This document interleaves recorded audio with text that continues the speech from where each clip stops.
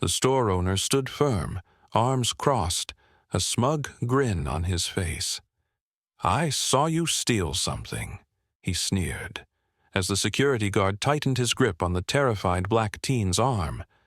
The crowd stood frozen, some whispering, others looking away. The boy's voice trembled.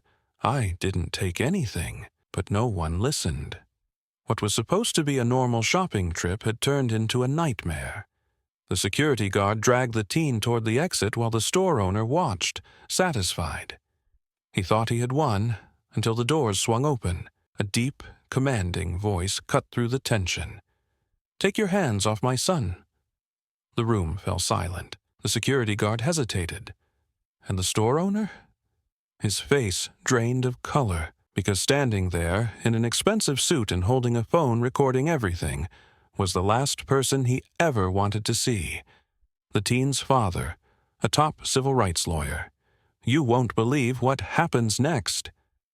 Before we dive in, comment where you're watching from, and subscribe for more powerful stories. It was a bright Saturday afternoon, the kind where the city felt alive with the hum of weekend shoppers. Inside Green's Luxe Apparel, a high-end clothing store in an upscale district, polished floors reflected the warm glow of chandelier lights. The racks were neatly arranged with designer brands, and the air carried the faint scent of expensive cologne. Among the shoppers was Jamal Carter, a 17-year-old black teen with short, neatly trimmed hair and a clean-cut look.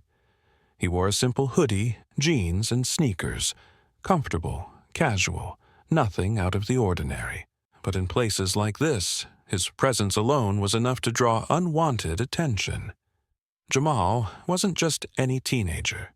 He was an honors student, top of his class, and already dreaming of following in his father's footsteps to become a civil rights attorney. He carried himself with confidence, but understood all too well that people often judged him before he even spoke. His father had warned him about it many times.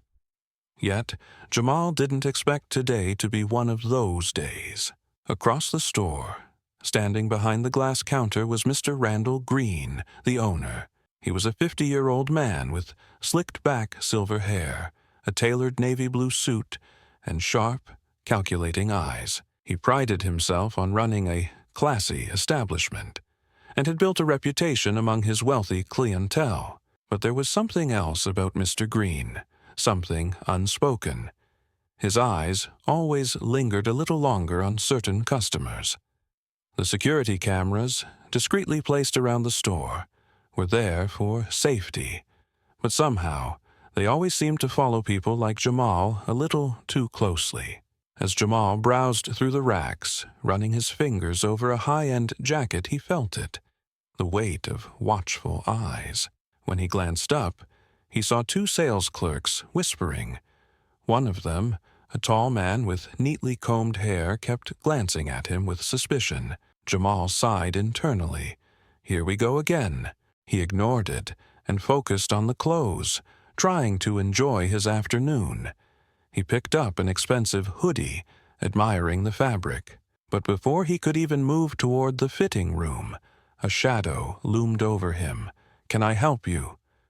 The voice was firm, almost accusing. Jamal turned and found himself face to face with Mr. Green. His sharp eyes studied the teenager like he was analyzing a security threat rather than a customer. Jamal forced a polite smile. "I'm just looking, thanks." But Mr. Green didn't move. His arms remained crossed, his expression unreadable. The tension thickened. Around them, other shoppers barely noticed, caught up in their own browsing. But the two sales clerks had stopped talking, their gazes locked onto the scene unfolding in front of them. Jamal kept his composure. He had done nothing wrong. He wouldn't let this man intimidate him. Still, something in the air told him this wasn't over. Jamal exhaled slowly, keeping his expression neutral. He had been through moments like this before, where someone in authority looked at him and saw trouble instead of a person. Still gripping the hoodie, he turned his attention back to the clothing rack, trying to ignore the burning gaze of the store owner. But Mr. Green didn't move. His eyes darted toward Jamal's hands, then back to his face, and something shifted in his expression. Suspicion, assumption. Then, without warning, he spoke. "I'd appreciate it if you didn't shove merchandise into your pockets," Mr. Green said, his tone laced with thinly veiled hostility. Jamal's body stiffened. He frowned, glancing down at his hoodie. His pockets were empty. "Excuse me?" Jamal asked, his voice calm but firm. Mr. Green raised an eyebrow. "I saw you. You grabbed something and slipped it in your pocket." The words hit like a slap, loud enough that nearby shoppers turned their heads.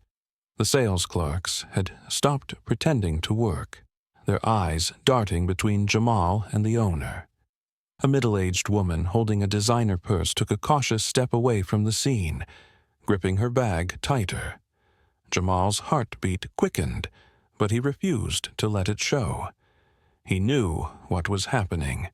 He had read about this, seen it on the news, even had conversations with his father about it. Racial profiling. The silent assumption that black meant criminal. He held up both hands. "I didn't take anything," Mr. Green scoffed. "Then you won't mind emptying your pockets?" Jamal's jaw clenched. This was humiliating.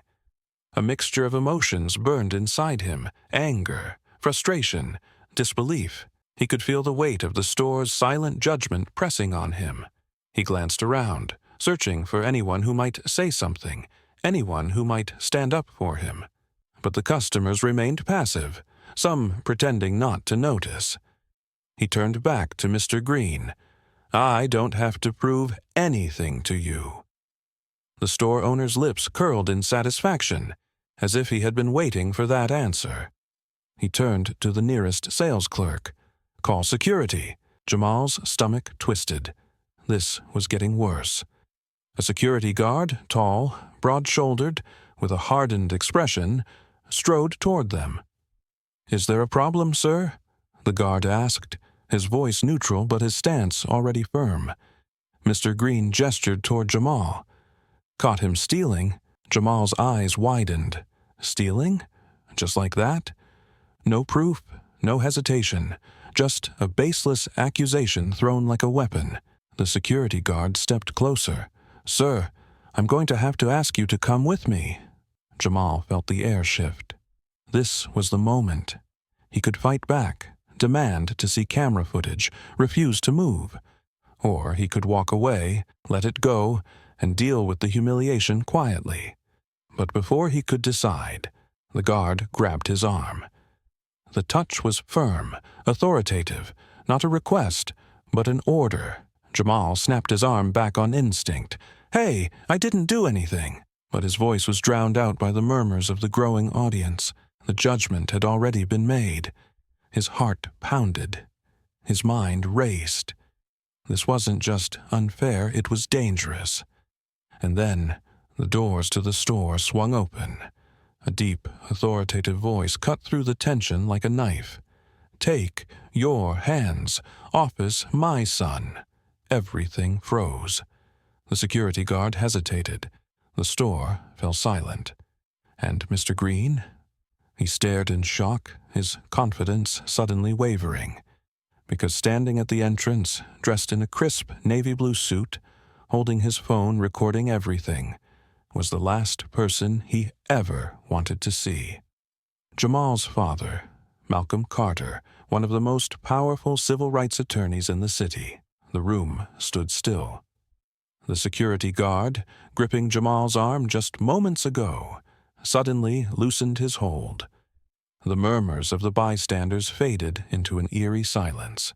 All eyes were now locked on the man standing at the entrance, Malcolm Carter. Dressed in a sharp navy blue suit, Malcolm exuded an aura of authority that demanded attention. His tall frame, piercing gaze, and the calm intensity in his voice made it clear this was not just any man. Mr. Green's face drained of color.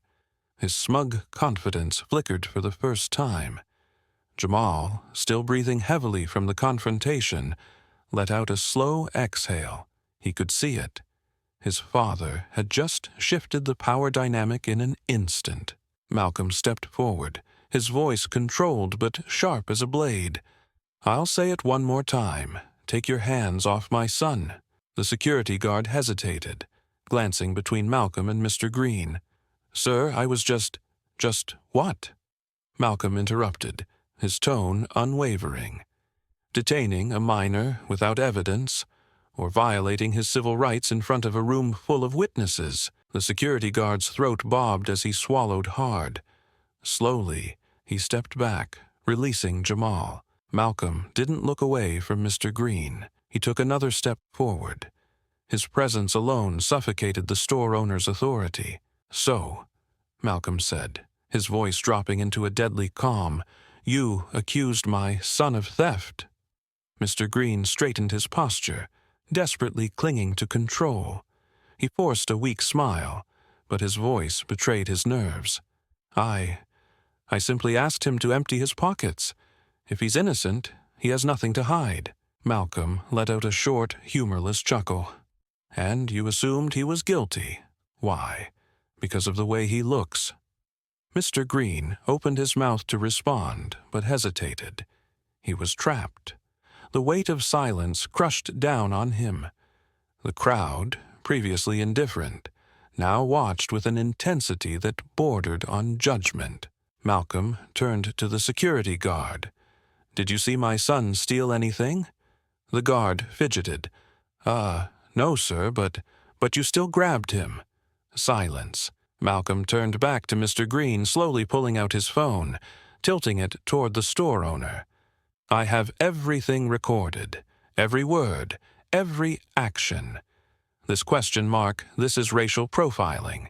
This is unlawful detainment. This is a lawsuit waiting to happen." Mr. Green visibly tensed. Sweat beaded along his forehead. He took a shaky breath. "Sir, let's not overreact." Malcolm's eyes narrowed. "Overreact?" He glanced at Jamal, his jaw tight. Jamal met his father's gaze. There was no fear anymore, just calm understanding. "Do you have security footage in this store?" Malcolm asked, his voice measured. Mr. Green's lips pressed together. He knew where this was going. "Of course," he muttered. "Then let's review it." A heavier silence fell over the room. The entire store had become an audience to something far bigger than just a misunderstanding. Customers whispered among themselves. A few pulled out their phones, recording. The tide had turned. Mr. Green's eyes flickered to the security guard, silently pleading for backup.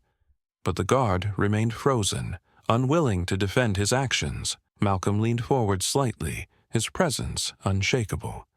"Let me make this simple for you." His voice was dangerously soft.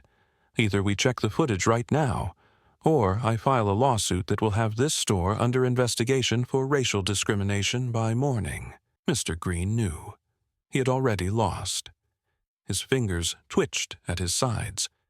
He glanced at the crowd, realizing that people were no longer watching with curiosity. They were watching with judgment. Slowly, Malcolm lowered his phone. "This is how it starts," he continued, voice even. "A boy walks into a store, wanting to shop like any other customer. But because of people like you, it turns into something else, something ugly. You think my son should have to prove his innocence. But I'll tell you something, Mr. Green." His voice dropped into an icy whisper. "I have spent my entire career making sure people like you are held accountable, and I will not stop now." Mr. Green's face turned a sickly shade of white. Jamal stood beside his father, shoulders squared. He wasn't afraid anymore. He felt something stronger, pride. For a long moment, nobody spoke. Nobody moved. Then, in the most humiliating moment of his life, Mr. Green did something no one expected. He took a step back. He muttered something under his breath, then turned on his heel and walked toward the counter. Malcolm and Jamal watched him retreat. It was over, but the damage was done. And in that moment, Mr. Green realized something else. This wasn't just about Jamal. This was about the world watching and never forgetting. Mr. Green's footsteps echoed against the polished floors as he retreated toward the counter.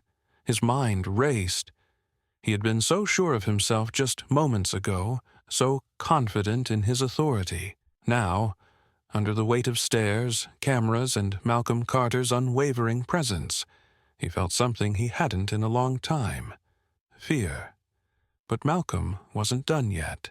"You know," he said, his voice slicing through the tension, "this isn't the first time you've done this, is it?" Mr. Green froze. Jamal watched as the store owner's shoulders stiffened, his back still turned. The entire room waited. Slowly, Mr. Green turned, his face carefully blank, but his eyes betrayed him. Malcolm tilted his phone toward him. The screen was still recording. "Tell me, Mr. Green," Malcolm continued, voice even but heavy with meaning, "how many other young black boys have you accused in this store? How many have you humiliated and thrown out?" The silence was deafening. A woman near the counter gasped. A man near the fitting rooms shifted uncomfortably. A younger customer whispered something to her friend. The reality of what was happening was sinking in. Mr. Green's lips parted slightly, but no words came out. He knew. They all knew. Jamal's chest tightened. This moment, this exact moment, was why his father fought so hard. This wasn't just about him. This was about every other black teen who had walked into this store and left feeling like they didn't belong. And now the whole world was watching. "You can't prove that," Mr. Green finally muttered, his voice weaker than before. Malcolm's smile was cold and knowing. "Oh, but I can." The store owner's eyebrows knitted together, his expression flickering between panic and frustration. Malcolm reached into his pocket and pulled out a second phone. "This isn't just my personal recording," he said. "This is a live stream. Right now, thousands of people are watching you." A visible shudder ran through Mr. Green's body. Jamal's eyes widened. He had no idea his father had been live streaming the entire event. The security guard's posture stiffened. One of the sales clerks gasped audibly. Mr. Green's confidence shattered completely. His breath came in short, shallow bursts. The weight of consequences finally settled in. Malcolm's voice remained calm, but powerful. "And you know what else, Mr. Green," he continued. "Your store's track record isn't clean. My legal team has already received multiple reports about similar incidents here. Today just confirmed what we already suspected." Mr. Green's eyes darted around, searching for support. But there was none. "You—" His voice cracked. "You set me up?" Malcolm shook his head. "You set yourself up." Jamal exhaled sharply. He had always looked up to his father, but at this moment he felt something deeper. Awe. The store owner, the man who had stood so tall and powerful just moments ago, now looked small, defeated. And then came the moment no one expected. Mr. Green lowered his gaze. For the first time he looked ashamed. Malcolm studied him, searching for something: remorse, regret, or just the realization that he had finally been exposed. The customers whispered louder now. Some took out their phones. The tide had turned completely. And then Jamal spoke. "You didn't even hesitate," he said, voice steady. "The moment you saw me, you assumed I was a thief." Mr. Green flinched. Jamal's hands clenched at his sides. "How many times have you done this before and gotten away with it?" The store owner didn't answer. Because he knew, they all knew. And this time he wasn't going to get away with it. The tension in the store had shifted entirely. Mr. Green, once towering over Jamal with arrogance, now looked defeated, exposed, and utterly powerless. The man who had confidently accused an innocent teenager now stood at the mercy of his own actions, actions he couldn't take back. Malcolm took a slow step forward, his gaze steady. "You see, Mr. Green," he said, his voice level, "this isn't just about my son. This is about a pattern. Your pattern." Jamal could feel the weight of his father's words pressing down on the store owner. The whispers of customers had grown louder, and phones were still recording. The power had shifted completely. Mr. Green swallowed hard. He looked around, realizing the damage had already been done. The entire internet had likely seen his actions. The security guard who had grabbed Jamal took a step back, as if silently distancing himself from the store owner. One of the sales clerks, who had been silent this whole time, suddenly cleared her throat. She was young, maybe in her early 20s, with blonde hair pulled into a neat ponytail. She hesitated, but then looked at Malcolm and Jamal. "I've seen this happen before. I never spoke up, but I should have." Mr. Green's head snapped toward her, his expression twisting in shock and betrayal. "Sarah?" "No." She cut him off. "This isn't the first time you've accused someone without proof, and we all know it." Another clerk nodded quietly. Jamal's stomach tightened. This was bigger than just him. Malcolm studied the store owner for a long moment, then turned to Jamal. "Do you want to press charges?" Jamal hesitated. He had never been in this position before. He had felt powerless at the start of this, but now, he held all the power. He could see the panic in Mr. Green's face, the desperate pleading in his eyes. Jamal's fists clenched at his sides. He thought about how many times this had happened before, how many times people like Mr. Green had gotten away with it. And then he thought about something else, the power of justice, of making real change. He turned to his father. "I don't want to press charges," he said, his voice steady, "but I want him to do something else." Malcolm raised an eyebrow, intrigued. Jamal turned back to Mr. Green. "I want a public apology, right here, right now, on camera." A murmur rippled through the crowd. Nobody had expected that. Mr. Green's jaw tightened. "What?" Jamal took a step forward, his confidence solidified. "You humiliated me in front of everyone. You tried to have me arrested for no reason. You called me a thief without proof. Now, you're going to own up to it. Right here, right now." Mr. Green's eyes darted around, searching for a way out. But there was none. Every phone was pointed at him. Every customer was waiting. His face turned red. His hands trembled at his sides. Malcolm crossed his arms. "Well?" The store owner took a slow, shuddering breath, and then, in the most humiliating moment of his life, he looked Jamal in the eyes. "I'm sorry." The words were weak, barely above a whisper. Jamal didn't flinch. Louder. Mr. Green's face contorted with shame. He swallowed hard. "I'm sorry." Jamal's posture remained strong. "For what?" Mr. Green exhaled sharply. His voice wavered. "For falsely accusing you. For assuming you were a criminal just because of your race." The store fell silent. Jamal nodded slowly, then turned away. Mr. Green, humiliated, broken, and defeated, stood there, his entire world crashing down around him. Malcolm finally spoke again. "Your store will be under review, and if I ever hear about you doing this again, I promise you, I will personally make sure you lose everything." Mr. Green said nothing. He couldn't. Jamal and Malcolm turned, walking toward the door. The crowd parted for them, their expressions a mix of admiration, support, and quiet reflection. Just as they reached the exit, a man in the crowd, one who had stood by, silent the whole time, spoke up. "Thank you." Jamal paused, turning slightly. The man, a black father with a young son by his side, nodded at him. And in that moment, Jamal realized, This wasn't just his victory. It was a victory for every young black boy who had ever been made to feel small. As they stepped outside, the sun was bright, the air crisp. Jamal took a deep breath.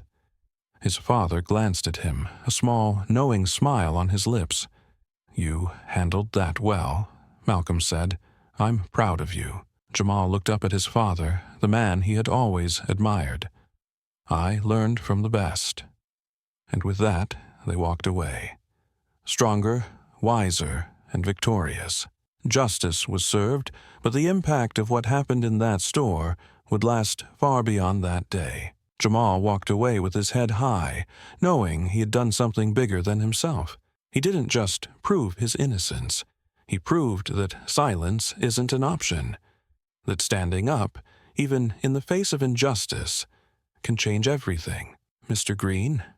His business would never be the same. The video spread like wildfire across social media, sparking discussions about racial profiling and accountability. Some demanded the store be shut down. Others called for deeper investigations into his past actions. One thing was certain: he would never make the same mistake again. And Malcolm Carter. He had always fought for justice, but today he watched his own son take a stand. Before we wrap up, let's ask you something. Do you believe people like Mr. Green can truly change? Or do consequences need to be harsher for real accountability? Let us know in the comments. If this story inspired you, share it with someone who needs to hear it. Let's make sure these conversations don't stop here. And if you want to hear more powerful real-world stories like this, hit that subscribe button now. Thank you for watching. And remember, stand up, speak out, make a difference. See you in the next story.